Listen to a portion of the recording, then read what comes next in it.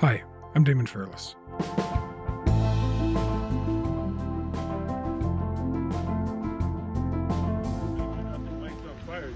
In the early hours of the morning, members of the Penticton Indian Band spotted flames as a Catholic church burned to the ground. Fires at several Catholic churches in Indigenous areas are being treated as suspicious. The fire on Gitwangak First Nation, the latest in a spate of suspicious fires after multiple unmarked grave sites were discovered at former residential schools. Over the last 2.5 years, 33 churches across Canada have been destroyed by fire, many of them by arson.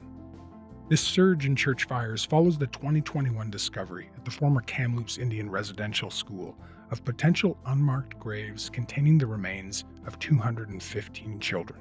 It is unacceptable and wrong that acts of vandalism and arson are being seen across the country, including against Catholic churches. I understand the anger that's out there, given the shameful history that we're all becoming more and more aware of. CBC's Terry Reith has been investigating the pattern of churches being burned across the country, and we're going to be talking about what he's found.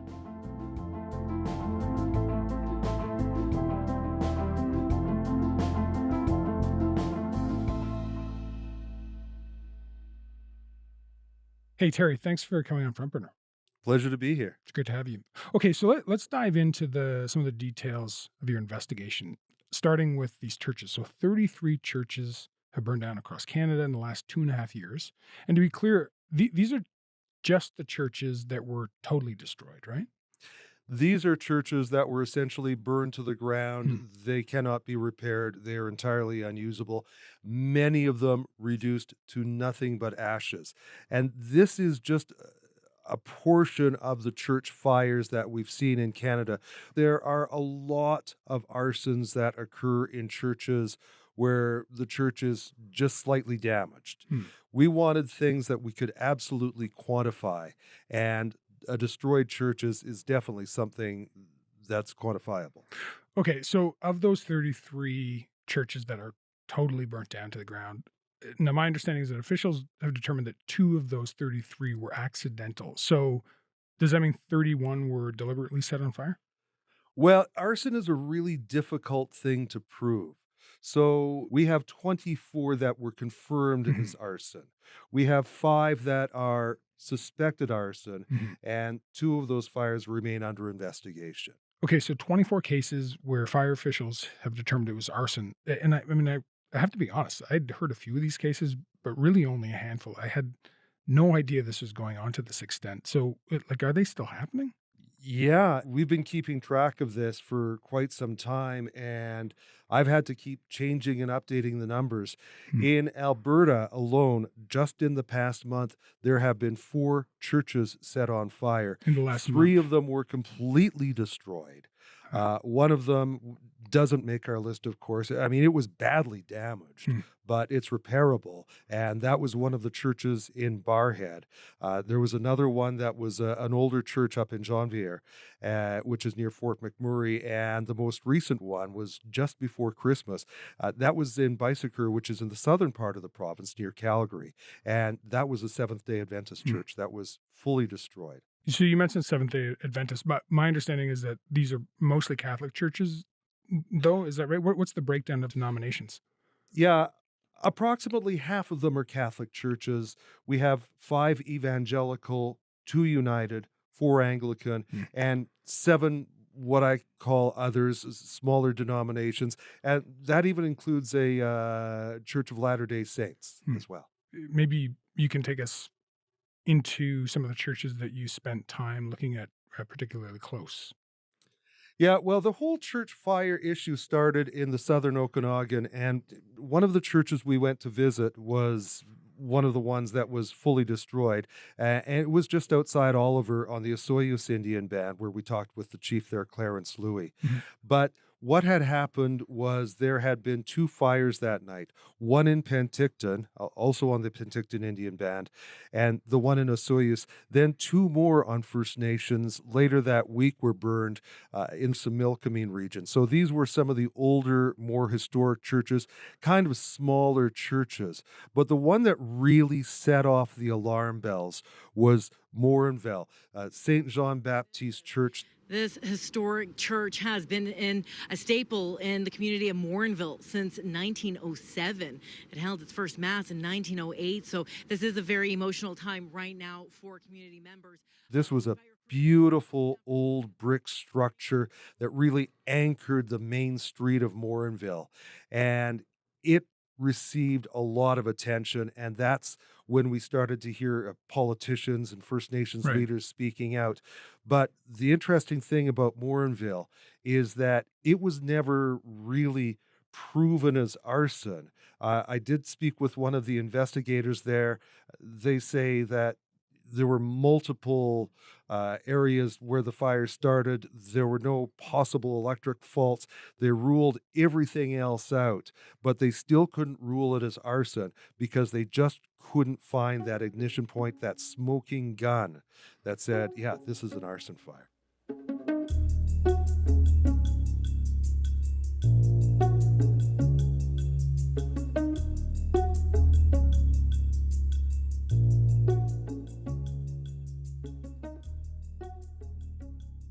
I want to talk about potential, who might be doing this, thoughts and theories in just a sec. But before I do that, I guess I just want to get a sense about these churches and what they meant to the communities and who those communities were. So can you give me a sense of like, how were these churches being used before they were lost? How important were they to their respective communities? A real mixed bag here. So the Osoyoos church that we looked at, it was used a few times a year. It was out in the country. There were not a lot of Catholics left in this area, but it was used for dinners. It was used for special Christmas services and that sort of thing. So an older church, it was more than 100 years old. So it was used periodically. The one in Morinville was a real community hub. It was used every Sunday. It was a busy church. More than 200 people in the congregation. They had the bells that would ring. It was really the center of the community. We were talking just the other day about the church bells and how many communities in Alberta or Canada probably don't have them ring every hour on the hour. It really is the root of our community, and here it is, burnt to the ground. There's been so many events that have happened in and outside of this church, festivals, parades. I really don't know how to feel. I just feel sad as hell. You've been talking about churches they're in the western part of the country, but it hasn't just been in the west where this is happening, right?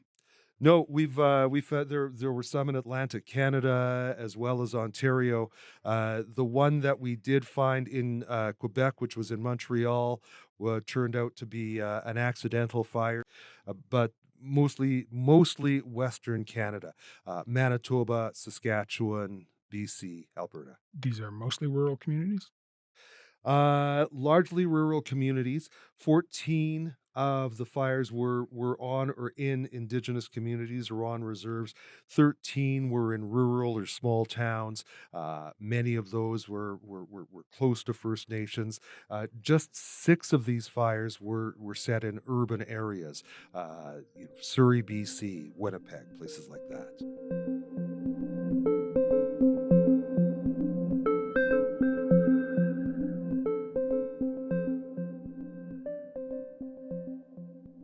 Okay, so back in 2021, after the news broke that more than 200 potential unmarked graves had been detected at the Kamloops Indian Residential School, this issue of churches being targeted was all over the place. The Prime Minister commented on it. Alberta's Premier at the time, Jason Kenney, condemned it. It's a tragedy to lose a building of this historical significance, but what concerns me more deeply is this follows on other apparent recent acts of arson targeting a particular faith community. We all know that Canada has to redouble its efforts at reconciliation. But these acts of violence and intimidation is not reconciliation. It's not the way forward. It is. When these fires first started, what assumptions were made about the link to the church's role in residential schools? Yeah, it's very interesting how this story evolved. There was an initial surge of publicity around it, and then people really didn't talk much about it. Hmm. There wasn't a lot of news. We would see, I'm in a newsroom here in Edmonton, and so we would be seeing releases from the RCMP or stories in community papers about another church on fire. And I didn't really see a lot of follow up happening. That's one of the reasons why I set out to do this story is what has happened here and were there people charged? Why were these churches being burned? And so at the time, what were the assumptions about who was starting these fires? Well, initially there was, given the proximity to the Kamloops Residential School News, there were a lot of assumptions that this was a First Nations issue. But then as time went by, people stopped really talking about it. It became almost taboo to discuss this as if you are pointing a finger at a particular community. Uh, I mean, that really still exists today. It was a very difficult story to do. Hmm. There were a lot of people that didn't want to talk to us. Hmm. There were a lot of people that just really did not want to be involved in this conversation. So one of the people you did talk with, as you mentioned, is Osoyo's Indian band chief Clarence Louie. So one of the 33 churches that burnt down, that's on the list of ones you looked at, was in his community, and that was over 100 years old. So I guess I'm curious, did he see a connection between residential schools and the church fire there? Oh, absolutely. That was primarily what we talked about. He and I got together. We drove out to the church site, and he made his feelings about the church well known right from the start. He has no respect for the church. He really feels that the church has served an injustice to Indigenous people. But at the same time, he was really angry that somebody set this church on fire. To me, this was a symbol of something bad. So some of our people thought it was a good thing. Some of our people thought it was a bad thing. If you're asking my opinion, it was a bad thing. But that still doesn't mean you burn it down. Yeah, so when I got the call, I wasn't teary-eyed or anything. I was upset that some res punks did arson. I don't support arson. And whoever did it didn't ask for permission from the rest of the community or the chief and council. Nobody knows who did it. We can guess. I don't think white people came here and burnt this down. He thinks that the same people that burned the one in Penticton burned the one in his community, as well as, there were the two others that were close by. So he really makes it clear that he thinks that it is angry youth just out there to make a statement.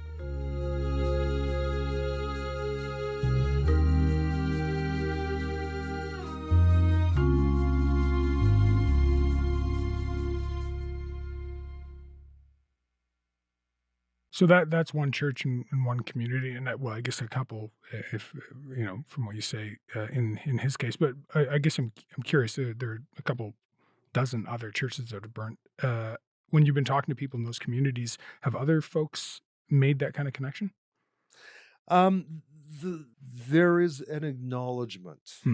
When I started looking into, who has been charged and what have they been charged with and where have they been charged, it's really difficult to say, okay, this is so-and-so from, a particular First Nation, and they did this because of that. Many of these cases have yet to go to trial. Mhm. So we're dealing with people who have not been convicted in court, and therefore we do not have the court records. We don't know what their stories are, but what we do know is that the people who have been charged in several of these cases are from the communities where that Okay. church was burned. For instance, I can use the example of Fort Chipewyan. That was it's northern Alberta, beautiful old church, an absolute landmark in that community, and it had been attached to a residential school that was torn down several years ago. But two men, young men, have been charged in that case, and those are people that are from that community, and it's not a very large community. So it sounds like people like Chief Louis who are in the community are able to draw a line between the resentment and anger of the colonial experience for Indigenous folks and the burnt churches, but we're not necessarily hearing that from the police and fire officials, right? No, the police have been extremely cautious in how they frame any of this. When I talked with Alberta RCMP, they say, yeah, we really did notice that spike around May 2021. And they say, yeah, we are aware of an idea that is out there that these may be associated. But what they say is we can't find any sort of a link among the fires, be it some kind of an organized group or any sort of an individual. This really seems to be a case of individuals within communities that decide at some point in time it would be a good idea to go at the middle of the night and set one of these old wooden churches on fire. So you also spoke with a researcher at the University of Alberta, Paulina Johnson. She's from the Musqueam community south of Edmonton. So what did she tell you about what she thinks might be behind some of these cases? Yeah, she's a professor, assistant professor of sociology at the University of Alberta. She's very well versed on the history. And I have to make the point that she doesn't condone any of this. But what she says is that she can understand how that anger is out there. One of the biggest things about the church fires and the arsons that are occurring is that Canada has to have a bigger open dialogue about the issues that are impacting First Nations, especially Indigenous communities, and the history of genocide and assimilation within them. So lighting a church on fire is a way for some, she believes, to make a statement.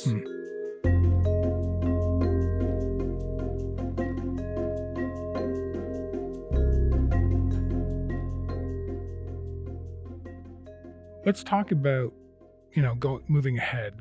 Let's talk about prosecution. Or how many people are being caught or charged? What's the likelihood of folks being convicted in these cases? Yeah, and again, we've really focused just on the ones that have been complete losses. So of those 33, only 9 have resulted in charges, and it's a total of 12 people who have been charged. In a couple of cases, such as Fort Chipewyan, there were 2 people. The one I'm thinking of now, there was a fire up in Cahawan, which is north of Edmonton, northern Alberta, and it was one of the older unused churches. But there was a young man under 18 who was charged in that. And, the youths have not been getting particularly stiff sentences. The fire at Coptic Church in Surrey, British Columbia. 4 years in prison. That is the sentence for a woman who burned a Surrey church and torched a townhouse when people were inside. But questions about the reasons behind... In that case, there was absolutely no connection with residential schools or First Nations. This was a case somebody was having mental health issues, drug and alcohol problems, and they decided to go out and set a church on fire. I guess, it's worth highlighting that it is clear that, not every single case of suspected arson is necessarily tied to the church's, colonial history, right? Precisely right.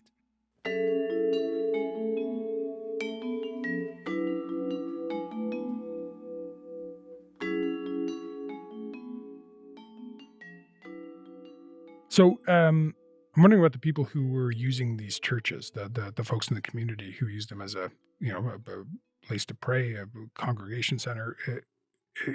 Were they in regular use? What have the parishioners been doing to cope with the fact that they've got, charred remnants of these churches in their community now? Oh, these are some sad stories. So, Morinville again, because that was a large congregation. I spent some time up there talking with the people. They absolutely loved that church. They are right now having their Sunday services in a school gymnasium. On the Osoyoos Indian Band, they have their Sunday services now at the band office. Some communities are planning to rebuild, some aren't. What's happening to the church in Morinville? So Morinville, immediately after that fire, there was a big campaign launched to rebuild the church. We're talking several $1 million right, to rebuild a church on this level. And insurance, only covers a part of it. So they literally resorted to selling the charred bricks to raise money to build a new one, and to get the bells restored. They want to build a nice new traditional church right back on their main street as an anchor of the community. The ones that are not going to be rebuilt are these 100-year-old churches that were in remote corners of First Nations across Canada, particularly in the West. I don't see any of those coming back. You talked about the cost and the labor of rebuilding is enormous, and there's a lot of fires out there for churches. Are people concerned that if they rebuild, they'll just burn them down again? Well, that was exactly the point that Clarence Louie made with me. Look, if we rebuild this church, chances are that it'll just get burned down again. All right, Terry, thanks so much. I really appreciate it. Thanks for coming on. My pleasure.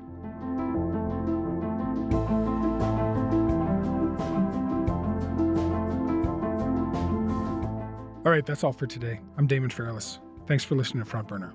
I'll talk to you tomorrow.